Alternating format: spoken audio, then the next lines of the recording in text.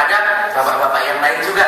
Kuncinya sebagai seorang leader itu adalah satu, lead your business. Bisnisnya harus jalan, salesnya jalan, angkanya bagus, kualitas atau apa, produksi atau apa. Lead your business. Sebelum lead your business, you have to lead your team.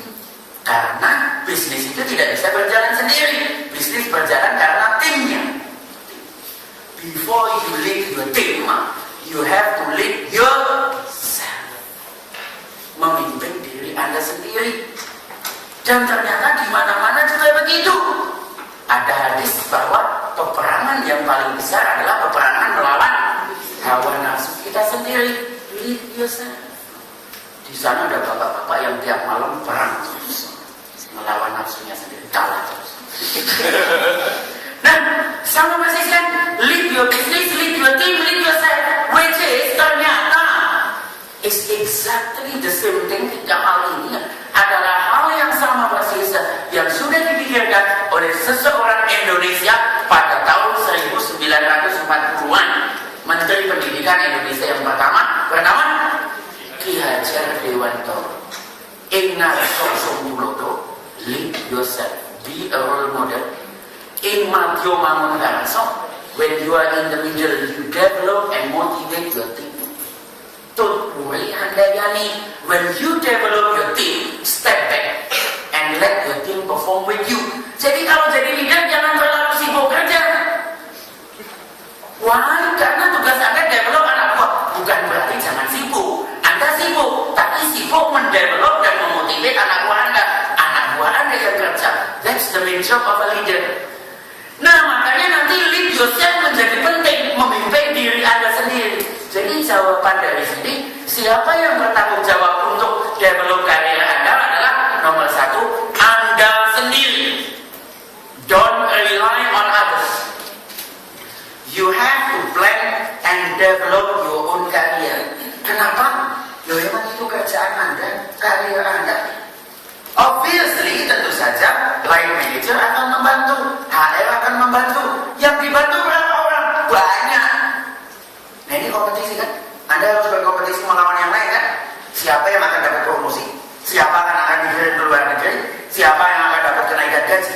Kalau yang Anda lakukan cuma berharap, padahal yang berharap pada yang lain, pada yang lain mengurusi orang banyak, jangan komplain kalau Anda mendapatkan hasil yang sama dengan orang lain. Saya harap itu jelas. Pikirkan diri Anda seperti sebuah perusahaan. Perusahaan itu namanya Myself, PT. Perusahaan terbatas Myself. Perusahaan Anda sendiri. Anda menjual jasa Anda kepada Total. Yang Anda jual apa? Kompetensi Anda, pengalaman Anda, qualification Anda. Total membayarnya dalam bentuk gaji tiap bulan kan? Nah, jadi you run your business. Problem yang ada adalah semua perusahaan mempunyai dana untuk namanya research and development, penelitian dan pengembangan. Kalau nggak ada dana itu, perusahaan itu pelan-pelan akan mati. Saya mau nanya, dari penghasilan Anda dari setiap tahun, berapa persen yang lari ke research and development Anda sendiri? Saya mau nanya. Melihat senyumnya yang pada di sini ya, kelihatannya mendekati angka 0 besar atau 0 kecil, sama aja, sama-sama 0. Saya mulai mikir, lah terus gimana mau jalan? Gimana mau develop? Ada yang bilang, Pak, itu kan tanggung jawab perusahaan Pak, ada undang-undang dasarnya Pak, tenaga kerja. Of course, ada undang-undang tenaga kerja menyatakan bahwa minimum sebuah perusahaan harus invest sekian. Minimum kan? Nah kalau minimum pesawat terbangnya baru senilai seperti ini. It's a competition. Sebentar lagi bukan hanya kompetisi di Total, tapi global competition. Tiba-tiba orang-orang dari Eropa akan banjir di sini. Kalau dulunya di Singapura, saya kebetulan tinggal di Singapura. Kalau dulunya orang-orang di Singapura itu bule-bulenya harus dibayarin expatriate, harus dikasih international school buat anak-anaknya. Sekarang di Eropa krisis. Nganggur semua. Karena nganggur tiba-tiba berbondong-bondongan mereka ke Singapura. Gak usah expatriate, dibayar lokal, tinggal di apartemen biasa, gak apa-apa. Nah sebentar lagi Singapura penuh. Kemana mereka lari? Indonesia. Belum banyak orang India yang akan dengan dibukanya global market akan pada lari ke sini. You compete with them. Apa yang Anda lakukan untuk memenangkan kompetisi tersebut? Bukan berarti tidak semua orang tidak punya tanggung jawab. Semua punya tanggung jawab. Makanya saya taruh di atas. You take charge. Anda bertanggung jawab penuh. Manajer Anda yang harus meng-guide, membantu Anda, meng-coaching Anda dalam karir development Anda. HR-nya menyiapkan tool, mentraining manajer Anda supaya dia juga mampu mengembangkan Anda. Jadi ingat ya, bukannya terus Anda punya tanggung jawab karena dewi. Tapi HR tetap membantu manajer Anda, mentraining mereka, mentraining Anda dalam hal career development. Tapi ingat bahwa main responsibility, kalau ibaratnya pesawat terbang, pilot dari career Anda, karena Anda yang tahu tujuannya. So, bagaimana sih untuk development? The next one adalah bagaimana untuk development. Gampangannya Anda harus tahu tujuan. Makanya saya tanyakan tadi kan, sekarang Anda kerjaan Anda sebagai apa? 3-5 tahun lagi Anda mau jadi apa? Dan mulai nanya, jujur aja, 80% dari ruangan ini ingin menggantikan bosnya. Jujur, 80%. Problemnya kan satu, kadang-kadang bosnya betah, lama banget bapak di situ. Masa mau disantet juga kan gak sempat. Atau pada saat bapaknya udah pergi, ternyata pergi kan? Wah, alhamdulillah bapaknya pergi juga udah tunggu lama banget malah saya mau beli kambingnya. Semoga saya bisa ganti. Ternyata di-drop dari tempat lain atau direkrut dari tempat lain. Nah makanya itu kadang-kadang perlu plan B juga. Tapi the first thing adalah tahu tujuannya. Mungkin setelah itu perlu plan B, rencana. Kalau ininya nggak jalan, gimana apa yang dilakukan. Tapi untuk plan B, misalnya mau tujuannya apa, harus tahu kompetensi yang diperlukan di daerah itu. Jadi makanya kita step by step kan ya. Dari sekarang, tahun berikutnya, 3 tahun lagi, jangan jauh-jauh. Nah kemudian dari sini saya tanya ini, sebenarnya kompetensi apa sih yang paling penting? Saya nanya 100 orang Indonesia yang saat ini sedang sukses di luar negeri. 17 dari orang ini adalah orang-orang total yang saat ini di luar negeri. Jadi yang bilang, makanya ketahuan kan ada yang di mana tuh negara aneh-aneh, Angola itu siapa lagi kalau bukan orang total yang kerja di Angola. Ada di tempat-tempat lain. Nah, saya tanya sebenarnya apa sih yang paling penting untuk karir Anda yang membuat Anda bisa dipromosi atau membuat Anda bisa ditempatkan di negara lain atau lebih bagus dalam karir? Dari situ ketahuan, ini jawabannya.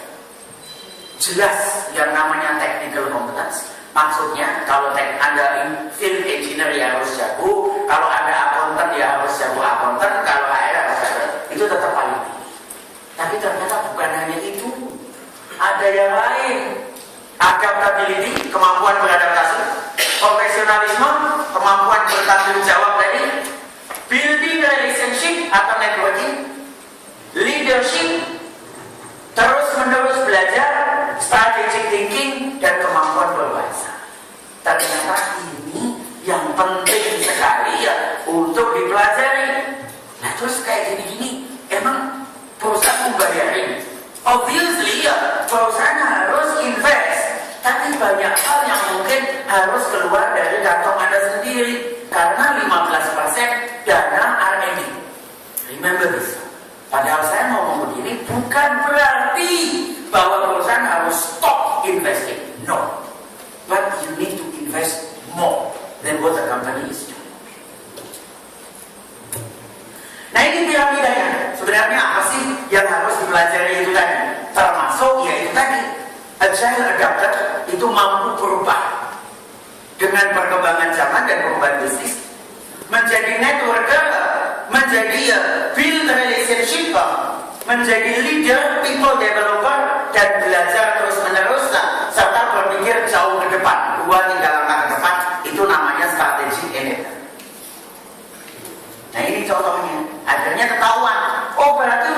saya berikutnya, mungkin saya perlu kompetensi ini. Mau communication skill, technical skill, project management, leadership, finance. Dilihat gimana kita mempunyai gap dan pelan-pelan mulai dikembangkan. Syukur-syukur dibayari perusahaan, kalau tidak dibayari perusahaan ya mungkin terpaksa keluar dari 15% research and development budget dari gaji kita sendiri. That's the reality that you have to face. Saya kebetulan ketemu banyak orang sukses dan saya interview mereka, saya tanya, dan mereka semua tidak ada yang mengharapkan nasibnya dari orang lain. Mereka semua mengontrol nasibnya sendiri, mengembangkan dirinya sendiri. Ingat baik-baik juga bahwa yang namanya belajar itu bukan hanya di training classroom. Di sini ada konsep namanya 70-20-10. Apa maksudnya? Bahwa belajar itu yang paling efektif 70% itu dari kerjaan, learning by doing on the job. 20% belajar dari yang lain, coaching, mentoring, belajar dari temannya dan lain sebagainya. 10% itu baru dari sini. Gimana menerapkan ini? Contoh, ada orang engineer pengen belajar HR misalnya, baca buku dulu tentang HR, bantu teman-teman di HR, learning on the job, tanya feedbacknya, diteruskan. Siklusnya seperti ini biasanya 10, 70, 20. Ada orang finance mau belajar marketing, belajar buku marketing, bantu teman di marketing, minta feedback. Begitu terus. 70, 20, 10. Remember 70-20-10. Kalau yang dibayarin perusahaan biasanya cuma 10%-nya. Yang 70 and 20, you have to invest from your own time. You have to invest from your own home. Nah, mulai dari sini nanti kemudian Anda harus mengembangkan, Anda seperti mengembangkan sebuah perusahaan.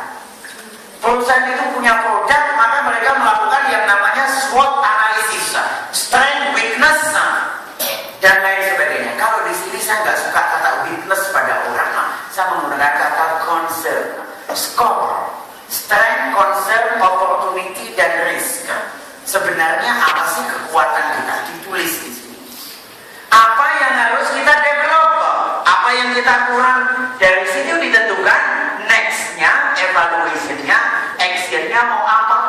Untuk sampai ke sini, kadang-kadang harus dilihat dulu identitinya, who am I, siapa saya, apa yang saya inginkan, dream-nya apa, cita-citanya apa.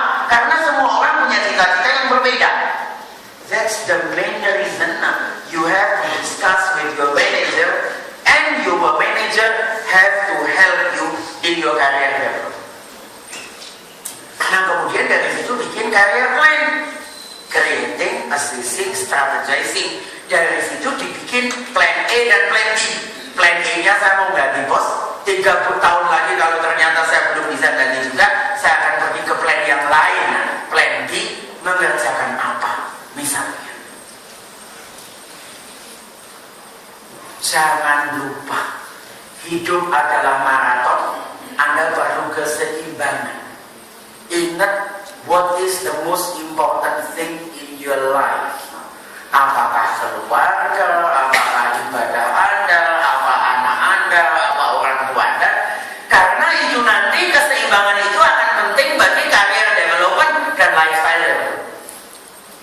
Apapun yang terjadi, contoh, seandainya Anda punya cita-cita luas, saya mau kerja ke luar negeri, Pak, misalnya, anggap saja ternyata Anda ke luar negeri, ini kan Thailand kayak misalnya, ternyata istri dan anak Anda nggak suka, nangis merengek-rengek minta pulang, ya pulang juga. Makanya keseimbangan ini penting. Hidup ini bukannya lari sprint 100 meter. Hidup ini adalah maraton, perjalanan yang panjang. Lakukan yang apa yang Anda suka. Kalau Anda tidak suka